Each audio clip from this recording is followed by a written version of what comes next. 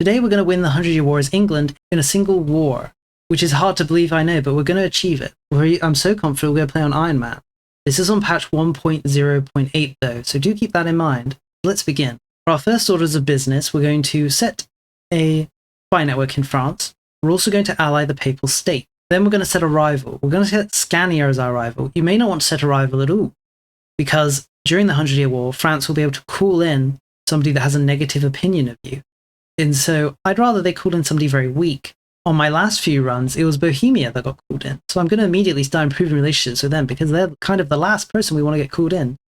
Although Castile is also pretty up there. But Castile actually doesn't like France. So there's a good chance they'd never accept anyway. Finally, on the diplomatic front, we're going to release two vassals. The historical vassal Picard, and we're going to release a custom vassal in this tiny little Berwick location we control. Give Picard control of our French holdings up here.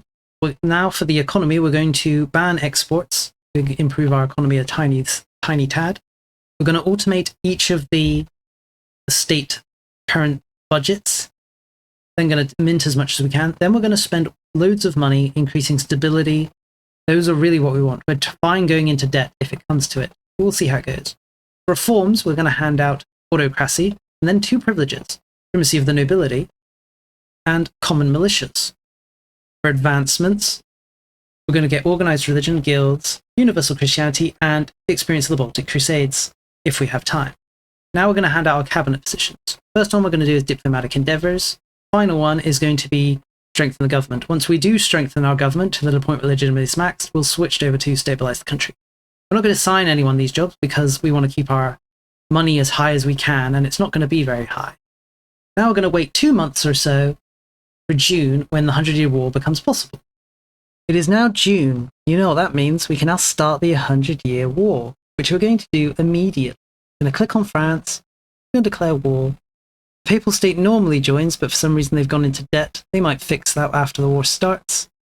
Now we're going to raise all of our levies, naval and not naval. We're going to bring everyone down to Plymouth, which is where we're going to begin our invasion from.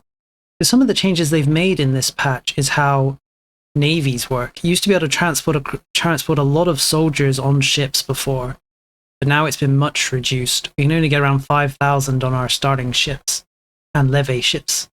We'll do that, get those 5,000, throw them across, and then we're going to transport our army piecemeal over to the other side as well as we can. We've managed to transport our army, 40,000 English, exactly what we need. We're now going to split them in half just to avoid large attrition. We're going to start occupying Brittany. Our goal is to peace out Brittany and take most of their nation, or all of it if we can. If we can being the key word in that sentence. Unfortunately, we have to wait until June before we can start negotiating peace, because you have to wait 24 months before a peace deal can be signed with alternate members. It is now June. We can now start thinking about piecing out these French vassals. If we look at Brittany, we'll see his loyalty is at 62%, so we can't piece him out. But if we wait a few months, or days even, his loyalty may fluctuate, as it tends to, for some reason. Now, there we go, it's gone down to 54. Now, if we go over to France, and we use our sabotage relationship spy action, which we have thanks to our spy network, we can now separate peace Brittany. What are we going to take? Our main goal is to simply gain these two provinces. Now we control the two forts that control entry into Brittany. That's more than enough. We'll leave Brittany with these two provinces. Boom. Our first goal of the war is complete. We've also trapped a large amount of French vassal soldiers in this side of Brittany. We'll wipe them out. French army has decided to wander close, so we'll intercept them. We took quite a bit of casualties, but we dealt almost double, which is more than worth it. Our main goal is to whittle down the actual French army as small as possible. Why? Because if he becomes weak, his vassals will consider leaving the war, which is what we want. We want these two forts ready to distract their vassals and the French army while we go around and siege things, which is what we're going to do now. We'll leave them to play around in Brittany. As they do so, we're going to siege down the weak and disloyal French vassals, and then we're just going to annex them. If somebody's close to going below 50% loyalty, we'll use our spy networks as applicable to reduce them down to the point where they will become disloyal. This Alicorn fellow is actually a great person to annex because they themselves have a vassal, and by annexing them, their vassal switches sides. Oh boy, now we have a vassal. Never say Navarre? Well, never. Navarre is out of here. Almanac here is a great nation to annex, because in order to annex them, we don't even need to take all their provinces, we just need to take their capital, and they have a fort, which is now our fort, and will provide a helpful distraction for the French. Another thing that's quite nice about taking all this land is we can now call up new levies in the land we've taken. There's not going to be many of them. A few levies can turn the tide, or at the very least, give us some extra strength when we need it. I think we've actually wiped the French army. Yes, their whole army is now just possible levies. They have no levies left. With the French army gone, I'm starting to feel cocky enough that I think we should start sieging down the forts that are around. Our primary goal is to go for vassal forts after all. If we siege down the vassal forts, we can annex them, and that means the fort will essentially switch sides.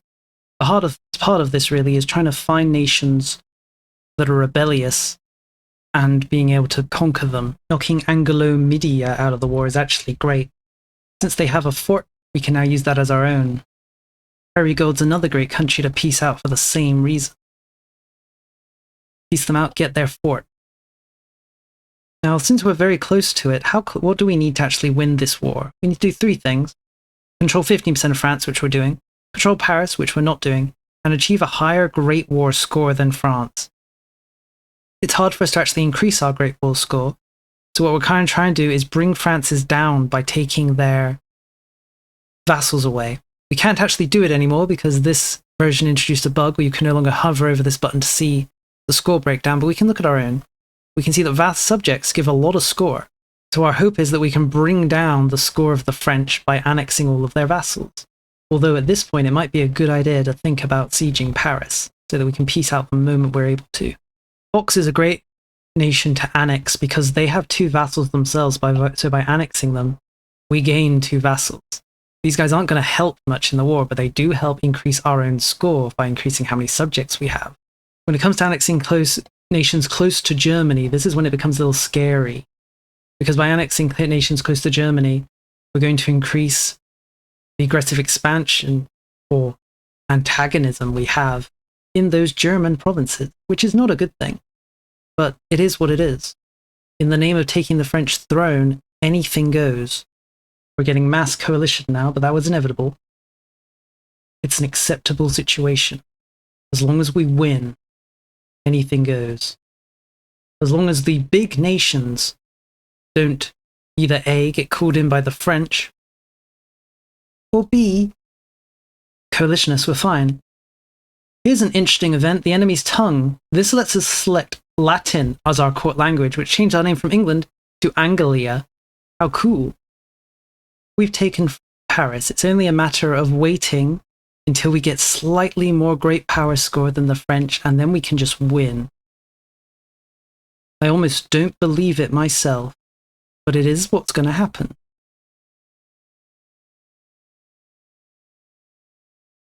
Piecing out Burgundy might do it here.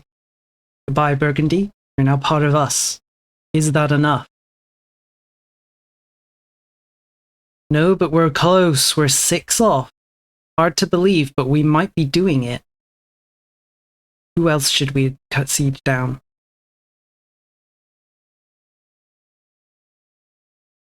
We've done it. They all said I was mad. 1 war. 7 years? 8 years? 8-year, 100-year war? No thanks, bro. That was just an in-and-out job. It's over. We've won.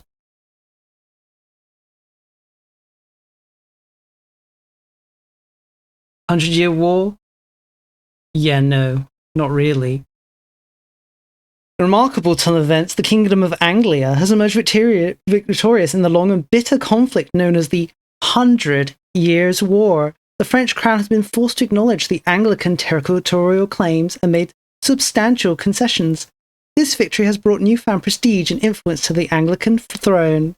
Anglia now has the chance to establish a more substantial presence in France and secure its territorial gains. The world watches on to see how Anglia will wield its newfound power in the region. This was expected.